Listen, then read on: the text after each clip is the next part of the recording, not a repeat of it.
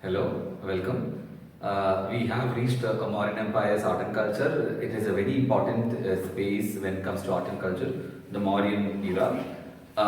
If you remember, we did have a very important art and culture as details in the Indus Valley, right? After that, Magad and all those eras, they do have some amount of sculptures and palaces and whatnot, but not very prominent, not very pronounced.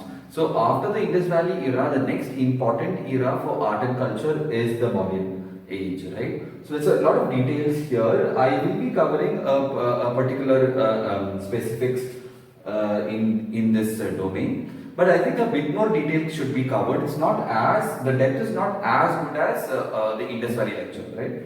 So in the Indus Valley lecture, we saw that the approach to art and culture was through materials. We went through stone, terracotta, bronze, all these things. But we are taking a different approach for the Mauryan age. We are going to see through structures, right? Like palaces, like stupa here, like pillars here, sculptures, etc. Right?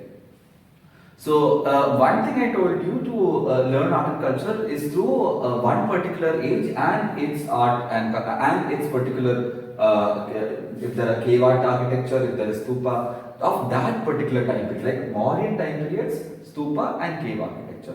But there can be broader questions where they ask on the entire cave architecture.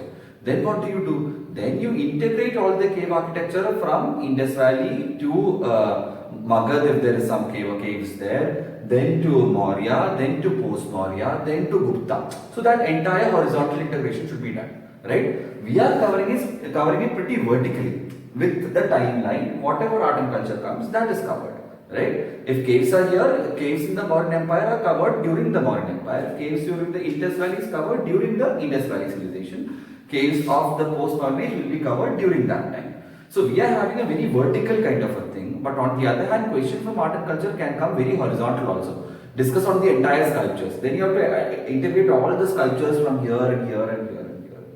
Go on, right? I hope that is clear. So that is how art and culture question can come. Not just depend on one time, one particular period, but across periods on a particular artifact. It can be caves, it can be sculptures, it can be palaces, it can be pillars, everything, right? I hope that's very clear. So those are two ways you should be learning art and culture. Yeah. So what are we looking at here? We are looking at the Mauryan age. We are looking at the Mauryan age through structures. I told you, not through materials, through structures. Now palaces. Two pointers on palaces. Not much is required here. The Mauryans built very elaborate, very huge palaces. With a lot of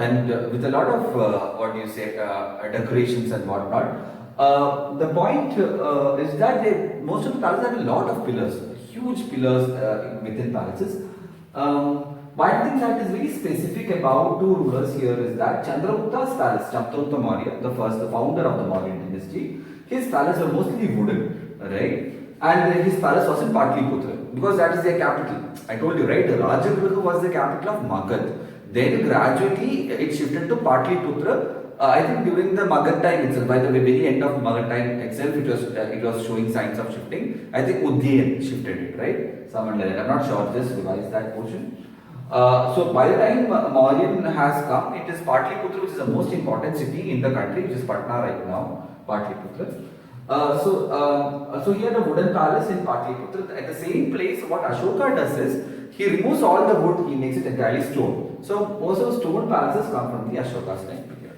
That's the only thing we need to know about palaces as such. If you want to know a bit more, you can read Balyan's Art and Culture book. That is the book I am referring to with the art and culture. Otherwise, there have been questions on the channel where they ask what is the book I am referring for medieval and ancient. It is Tamil Nadu +1 textbook. Okay, that is the core here. That is good enough. Tamil Nadu +1 history textbook for medieval art and culture. You can follow that. Now, then we are coming to stupa. Stupa, though it is a very pronounced Buddhist architecture, it does have its roots long back in Vedic period itself, right? So the most important thing about stupa is its architecture. You might have to draw it. So I'm going to explain what the architecture is. But before that, I just want to generally talk about what a stupa is. See, stupa is basically where relics of Buddha is kept. That is how it started. So some relic of Buddha is kept at a particular place, and that is pretty sacred. And there's a stupa built there, right? Stupas might be they might be a place of pilgrimage also, but not every stupa is used for pilgrimage. Fine. Now, on the other hand, stupa is also very symbolically significant, right? Because if you remember, in Buddhism we talked about Shanabhangur, right? Shanabhangur, transience. We are here for a very small time and then we disappear, right? That kind of a transience is very core to the Buddhist philosophy. So, stupa is, I told you, it's where relics are kept. If Buddha dies, his bones and etc. are kept here. So that also symbolizes that this thing is related to death, right? So stupa is related to death because say dead saints, bones or etc. would be kept. So it symbolizes death, which actually means our transience. The idea that we are dying is made into a structure means that it is telling us that our life is transient. It's very small. We are going to die. So pretty dark somewhere, but still. That is the core of stupa, but that's the philosophy of stupa, to understand, to make you understand that life is pretty transient and which is very in line with the Buddhist philosophy. Now I'm going to enter the architecture here. The major important part, the most important part here, you see the hemisphere, which looks like an egg. It's exactly called that anda. Anda means egg in Hindi or in Sanskrit, I'm not sure. So basically, this is anda. Now on top of that, there's a small casket here in which the relic of the person, either a saint or saint would be someone like Bodhisattva, right? Bodhisattva's relic would be here or Buddha's relic would be here, right? So and on top of that, there's a small structure called Harmika, and finally the topmost structure is called Chhatri. So Chhatri, Harmika, and the small casket here under which relic is kept. That's the very top of the stupa.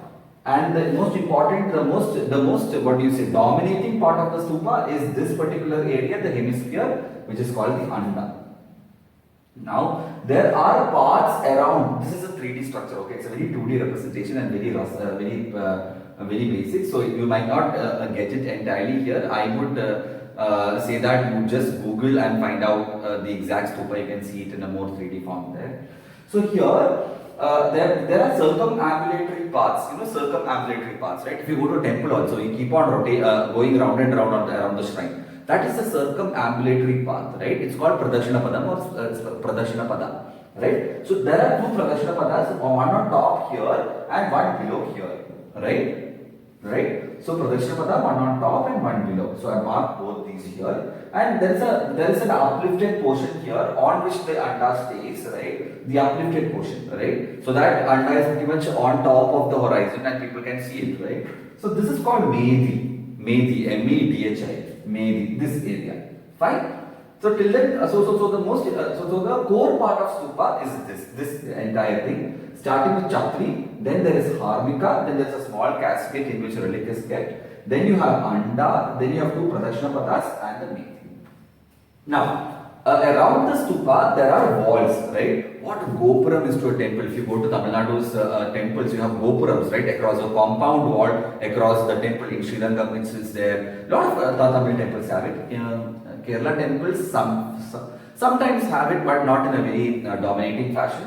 So similar to gopura, there is also a compound wall to the stupa also. So this compound wall or this small fencing is called Vedika, right? Vedika, this fencing. And then there is a gateway, right? Gateway is exactly what gopuram is to Hindu Dravidian architecture. So this gateway is called Torana or Toran, whatever. Torana, right? So you have a railing or a fence which is called Vedika, which is the wall, and then there is a gateway which is called Vedika. Torana. Torana and Vedika. So that's entirely about the stupa architecture. You have to draw and learn this because it can come for exam. It's a very important thing, right? So this basic diagram would suffice. They're not looking for artists here. You need to have some idea of it and some basic drawing. Again, Chhatri, topmost part, Harmika, and then there's a casket under which relic is there. Two Pradakshina Padas, anda, the most dominating part, the entire hemispherical portion. Medhi, the uplifted portion on which the anda is kept here, Medhi. Then the compound wall called Vedika, or this is also called a balustrade or a railing, Vedika. Then the gateway called Torana. That's more than enough. Now, Chatra, this Chatra which I told you is a symbol of sovereignty in the stupa. Then there is Torana, which is the gateway. So on this gateway, many things would be carved, right? Sometimes Jataka tales are carved on this or carved on this Torana. Sorry, on this Torana. On this Torana, there will be different kind of Jataka tales. Jataka tales are Buddha's rebirth as multiple animals and then what their adventures are. So those stories would be depicted here on Torana, right? On these things, that's something. Or they also have folk deities. Folk deities are also seen on top of them, right? Relics are inside the casket box, I told you. The first, and some trivia here, the first reference of stupa is not from the Buddhist literature, as I told you, it comes from Rigveda. So basically, Buddhists have taken it out of Vedas. So now, built over the relics of Buddha and Bodhisattva, I told you that it symbolizes death and transcendence, that also I told you. The final one is there are different types of stupas. One is the relic stupa, which I have drawn here, since there is a relic here. Another thing is an object stupa. Let's say Buddha used a particular vessel, right, or a particular utensil. That object can be used inside a stupa. So that is an object stupa, something Buddha had used, right? Then commemorative stupa, something to commemorate a huge event in Buddha's life. We saw three huge events. One is Mahavilishram, him leaving the house. Then Dharmachakra Parivartan, where he gave his first sermon. Then Mahaparinirvana, where he dies and goes, and then he dies and goes, and he dies, exactly. So that's there. So that is what a commemorative stupa. At a place where he left his house, you can have a commemorative stupa for Mahavilishram. Then symbolic stupa, where Buddha is not present in his physical form, where only in symbolic fashions. That's symbolic stupa. Then there is votive stupa. This is for pilgrimage-based stupas. These stupas happen to be smaller, right? That's all. You just have to basically know it. You don't have to understand it in a very deep fashion. This information is enough. Examples of stupa, the most important one, Sanchi. Sanchi monuments are all UNESCO heritage also. Piparuha and then Amaravati stupas. 1-2 examples you should quote. With that, I am ending stupa. Right? Now caves. Caves have been there for a very long time. Bhimbetka caves was there, right? The first cave we learned, which is a prehistoric period. Now we have another set of caves here. The caves during the Mauryan period were given to Ajivika sect. You remember Bindusara? Bindusara was an Ajivika, right? Ashoka's father. So he and even Ashoka has donated a lot of caves to Ajivika sect. So in these caves, they will go and meditate or something like that. So these caves are mostly seen in two hills called Barabar and Nagarjuni hills. Barabar and Nagarjuni hills.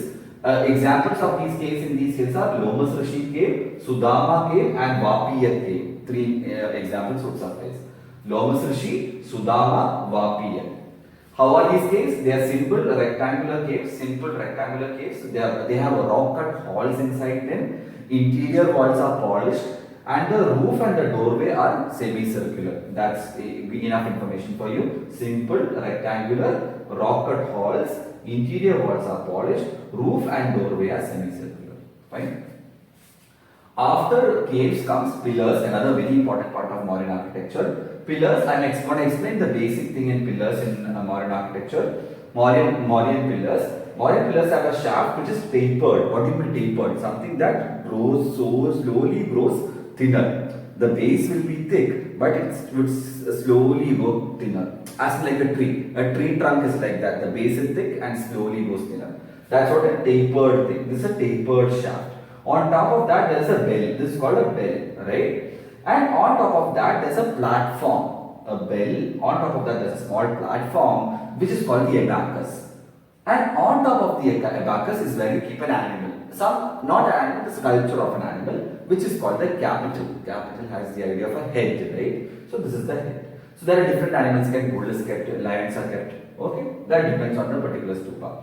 Height of the stupa is 12 to 15 meters and weight is around 10 to 15 tons. Fine? 12 to 15 meters in height and weight around 10 to 15 tons. Most important stupas are Sarnath, Rampur, Vaishali. Sarnath stupa has a lion head, right? From the Sarnath stupa only we have the national emblem, right? So the national emblem comes from the Sarnath Stupa. You should do a bit more research on that. Look at the stupa, what are the animals on the Sarnath Stupa, not just lions on the abacus, there are more animals. So find out what are the animals on the abacus and find out that there's an Ashok Chakra also. Find all that and keep a note of it. I haven't done it here, you should do it. On the other hand, the pillar concept is not entirely Indian. It has been borrowed from Persepolis or Persian region. So Persian pillars are also there. This bell that you see here is exactly borrowed from Persia, the bell shape. But there are differences between our pillar and the Persian pillar. The difference is this: the shaft of the Persian pillar is pretty cylindrical. We have a tapered shaft. On the other hand, the surface of the shaft is smooth in Indian or the Mauryan ones. The Persian ones are grooved. What do you mean grooved? On the disc and all you can see a circular shape, right? Grooves. They are grooves. So on this also there will be grooved circles provided, right? It's grooved. On the and another thing is that the Persian pillar is not monolithic. It has been assembled. From different parts, it is brought together and assembled. On the other hand, the Mauryan pillar is a monolithic pillar, right? So there are major differences between a Persian pillar and a Mauryan pillar. I have written it a bit here. Another thing is the Mauryan pillars are used to inscribe edicts, some law, some religious policy, all that is there in this. But the Persian pillar is not used for any such purpose. Right, so that is the difference between the Mauryan pillar and the Persian pillar. Apart from that, that's more than enough for a pillar thing. There are different pillars. You should go through these pillars also. Sarnath has a lion capital. Rampur has a bull capital. Remember that. Capital is this head. What animal is present as the capital? Understood? Great. Now sculpture. Sculpture, as I said, there's not a lot of sculpture in Mauryan Empire. The most important one is Yaksha and Yakshini. You should Google these things and see how Yaksha and Yakshini is there. There is Didarganj Yaksha and Yakshini kind of a picture in the +1 art and culture text of NCERT itself. You can look at it. These are particularly folk deities which are being incorporated. These sculptures are present in the Mauryan age, right? You should have a look at them. So whenever you see Yaksha and Yakshini mentioned, remember it's from the Mauryan age. Look at their images, it's very important. You Google and find it out. Another thing is there is a Dholi elephant which is close to a major rock edict, right? I think this is in Odisha, Dholi. Just find that out. I'm not exactly sure here. Dholi elephant which is in Odisha, I think. And it's an elephant carved out of stone, and that's also an important sculpture during the Mauryan era. And finally, you already know some sculpture is present at the top of the pillar itself, which is the capital. So that we can see as a sculpture, not a standalone sculpture, but on top of a pillar. So all these capitals can also be seen as sculptures. There's a lion capital, bull capital, all sculptures.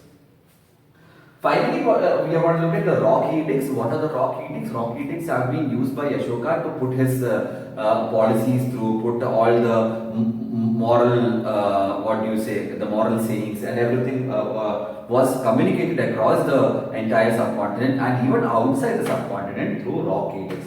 There are 14 major rock edicts, MRE's major rock edict. One of the peculiar features of the rock edict is it uses a lot of languages. It uses Aramaic, Greek, it uses the Brahmi script and Kharoshthi also. So different places have their own language on the rock edict. So it's more accessible. People understand this is a very considerate king. There is some amount of federalism here, right? All that is seen in the rock edict. The 13th rock edict mentions the Kalinga war, right? The kingdoms of Chola, Chera and Pandya are also mentioned in the rock edicts. That's mostly with rock edicts.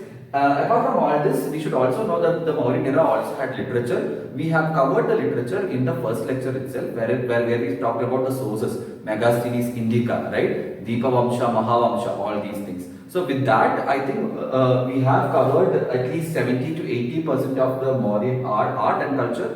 A bit more detail is required. Please do that on your own. But the basics have been covered well here. Thank you.